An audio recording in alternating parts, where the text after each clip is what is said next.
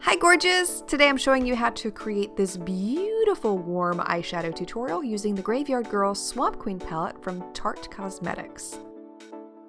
First eyeshadow I'm taking is Sassy Bun, and I'm applying this onto the middle of the lid. This is one of my favorite eyeshadows out of the entire palette. It's a golden bronze color, really pretty. Next I'm going in with Gator Wings, really pretty, pigmented, golden shade. I'm applying this onto the inner corners of the eyes. This does have a lot of fallout to it though, so if you would like to apply it wet to avoid some of that fallout, you absolutely can. Then with the shades, Sippy Sippy. This is a dark brown shade with golden flecks of glitter mixed in. Really beautiful, but it's super pigmented, so a little bit goes a long way. Applying this onto the outer third of the lid and blending it back into Sassy Bun on the middle of the lid.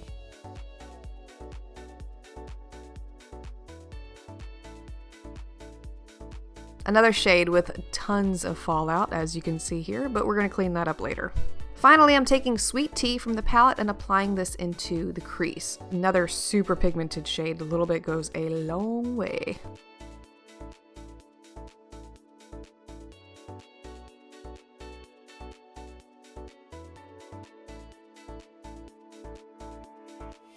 Then I went back with the tiniest amount, I mean one touch of the brush into the eyeshadow, of Sippy Sippy, and applied a little bit of this into the outer V and used it to deepen the crease slightly.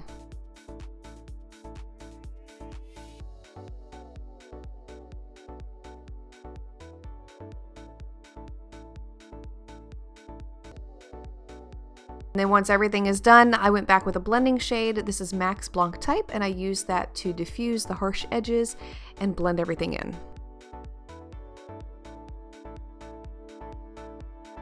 For my eyeliner, I went with one of MakeupGeek's pencils, which are very high quality. I really love these. This is in the shade Espresso, and I lined only the upper eyelid.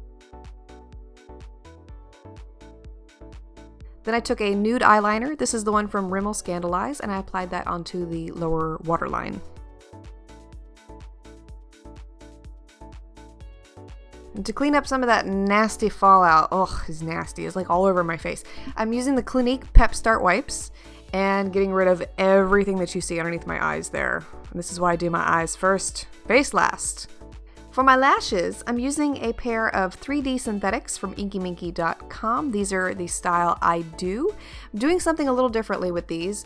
When I trimmed them, instead of throwing that piece away, I glued it onto the end of the lashes. So all this does is it creates a lot of fullness and gives you more of a cat eye look with the lashes. A really pretty effect. I went ahead and did my face when you weren't looking. And for the lower lash line here, I went back with more Sassy Bun, applied this onto the middle of the lower lash line. I'm using the Sigma E30 brush here to apply these eyeshadows. Then I went back with a little more Sippy Sippy, applied this onto the outer third of the lower lash line and blended it in. Then I went back with Gator Wings and applied this onto the inner corners of the eyes. So basically mimicking the same color pattern on the upper eyelid and clearing away all of the fallout that occurred from Gator Wings and Sippy Sippy using a fan brush here from Sedona Lace. For my blush, I'm using an old favorite. This is Estee Lauder's Peach Nuance. Now, unfortunately, this is not one that you can find anymore. Believe me, I have tried. But you can use any peach-colored or pinky peach-colored shade here. Those would be my favored choices. When you can't find the lipstick that you want, struggle is real. I finally found it. I'm applying MAC's Shy Girl.